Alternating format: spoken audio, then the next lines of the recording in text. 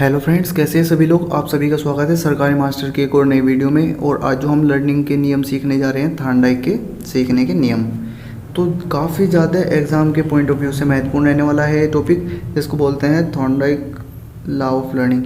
Friends, इसमें से कम हर exam के अंदर एक क्वेश्चन बनता है, 2 भी क्वेश्चन बन जाते हैं और 3 भी बन जाते हैं।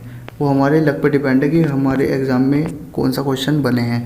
तो लेकिन कम से कम एक क्वेश्चन तो बनता है, मैक्सिमम 3 भी बनते हैं। तो वीडियो को एंड तक ज़रूर देखें। इस वीडियो के बाद एक भी क्वेश्चन आपका नहीं जाने वाला है इस टॉपिक से लेकर। ठीक है फ्रेंड्स, तो वीडियो की शुरुआत करते हैं। तो सबसे पहला क्वेश्चन तो यही बनता है कि थॉर्नडाइक जो महोदय हैं वो किस देश से संबंधित हैं। तो यहाँ पे इसको मेंशन करके चलेंगे। थॉर्नडाइक किस देश से संबंधित है? America, USA. तो कौन सा मुख्य शिक्षा मनोवैज्ञानिक किस देश से संबंधित है, उस पर कंप्लीट डिटेल्ड वीडियो हमारे चैनल पे अवेलेबल है। इस वीडियो के डिस्क्रिप्शन में जाकर आप वो देख सकते हैं फ्रेंड्स। फिर दूसरा क्वेश्चन जो बनता है यहाँ पे थॉर्नडाइक के नियम, सीखने के नियम से लेकर, कि थॉर्नडाइक ने सीखने के कितने नियम दिए हैं। सिर्फ वो ये पूछ रहा है। देखो, टेट और सी टेट में आपको मेन जो फोकस होना चाहिए वो क्वेश्चन को समझने के लिए होना चाहिए, क्योंकि इसमें बहुत ही माइनर सा डिफरेंस होता है क्वेश्चन को समझने में। जो सही पकड़ गया तो उसका आंसर सही हो गया, और जिसने थोड़ा सा भी उसको गलत समझा जल्दबाजी में, क्योंकि टाइम वहाँ पे लिमिटेड होता है, तो बहुत ही ज़्यादा अंडर प्रेशर होता है स्टूडेंट। तो पहले आपको यही ध्यान रखना है कि क्वेश्चन को आसानी से ठंडे दिमाग से समझें, ऑप्शन आपको क्लियर हो जाएगा तभी। तो पहला यहाँ पे क्या क्वेश्चन बनता है, थॉर्नडाइक के कितने नियम हैं। उसने ये नहीं पूछा मुख्य नियम कितने हैं, गौण नियम कितने हैं। सिर्फ बेसिक क्वेश्चन पहला यही बनता है इसमें कि थॉर्नडाइक के कुल कितने नियम हैं। तो कितने हैं? 2 नियम।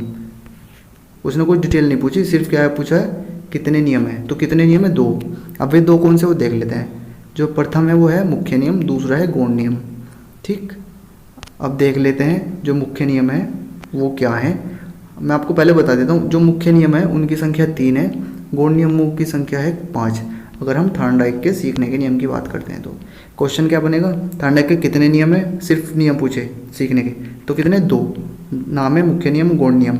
अगर वो पूछे थॉर्नडाइक के मुख्य नियम कितने हैं, तो ये 3 है।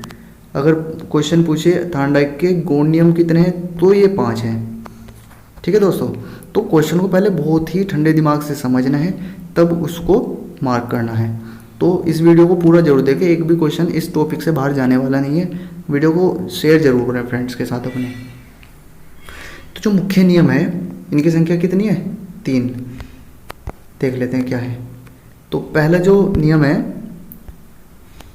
मुख्य नियम में 3 संख्या, तो पहला जो रहता है यहाँ पे तत्परता का नियम। अब तत्परता का नियम को ही क्या दूसरा नाम है, रुचि का नियम। अब थॉर्नडाइक का क्या मानना था कि अगर कोई बच्चा, चाहे वो कक्षा में है, चाहे कोई भी प्राणी है, चाहे वो जानवर भी क्यों ना हो, क्योंकि उन्होंने अपने प्रयोग बिल्ली पे किए थे, तो उनमें सभी चीज़ें आती हैं। तो जो कोई भी प्राणी है तो वो किसी कार्य को सीखने के लिए या उसको समझने या सिखाने के लिए उस प्राणी का तत्पर होना बहुत ही ज़्यादा ज़रूरी है।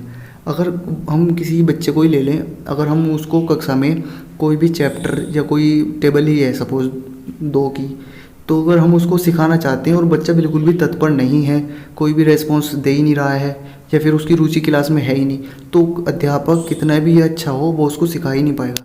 तो पहला जो इनका मानना था मुख्य नियम में कि बच्चे का तत्पर या किसी प्राणी का तत्पर होना जरूरी है किसी भी चीज़ को उसके सीखने के लिए। तो मुख्य नियम जो 3 हैं उनमें पहला क्या हुआ आपका, तत्परता का नियम, जिसको बोलते हैं रुचि का नियम भी। आई होप ये आपका क्लियर हो गया होगा पॉइंट। दूसरा नियम देख लेते हैं। दूसरा है अभ्यास का नियम, जिसको बोला जाता है अन्य नामों से उपयोग और अनुपयोग का नियम।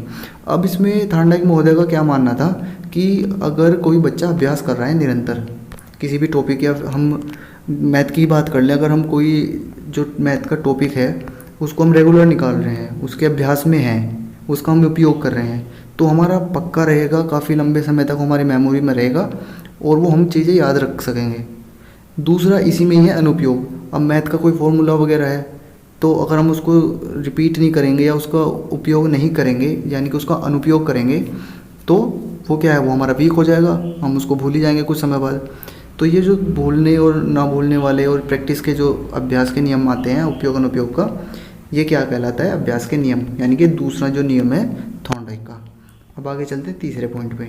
तीसरा पॉइंट थॉर्नडाइक महोदय ने बताया था प्रभाव का नियम, जिसको बोलते हैं संतोष या असंतोष का नियम।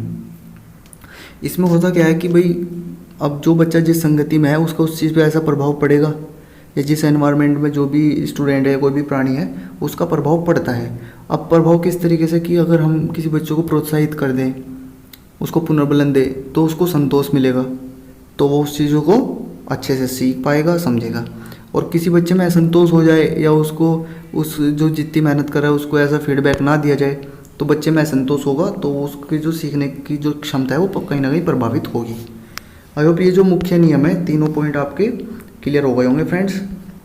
तो इसको मेंशन जरूर करके चलेंगे कि कितने नियम हैं और उनके अदर्स नेम भी क्या हैं, ये बिल्कुल लिख के चलेंगे अपने साथ। अब देख लेते हैं दूसरा, यानी कि गौण नियम।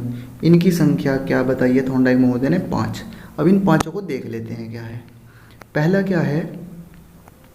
बहु प्रतिक्रिया का नियम।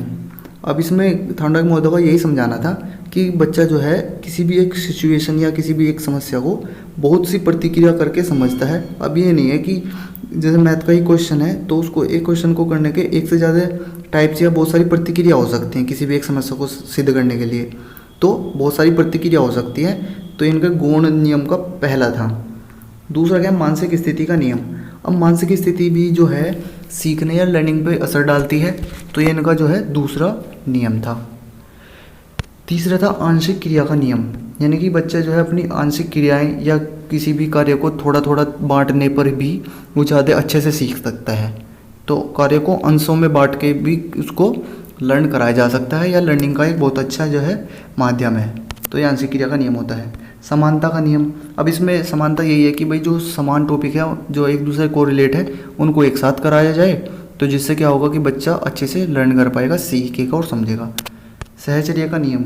सहचर्य का नियम भी यही है, सबको साथ लेकर चलना और सभी टॉपिक्स को अच्छे से करना। तो ये क्या टॉपिक्स आपके हैं सभी थॉर्नडाइक के 5 गौण नियम। आई होप दोस्तों ये वीडियो आपको काफ़ी ज़्यादा पसंद आई होगी और सभी टॉपिक जो इसमें पॉइंट्स हैं और जो भी क्वेश्चन इससे रिलेटेड बनते हैं वो सभी यहाँ पे आपके क्लियर करा दिए गए हैं। तो दोस्तों वीडियो को शेयर ज़रूर करें और चैनल पे नए हैं तो सब्सक्राइब ज़रूर करें चैनल को। धन्यवाद फ्रेंड्स।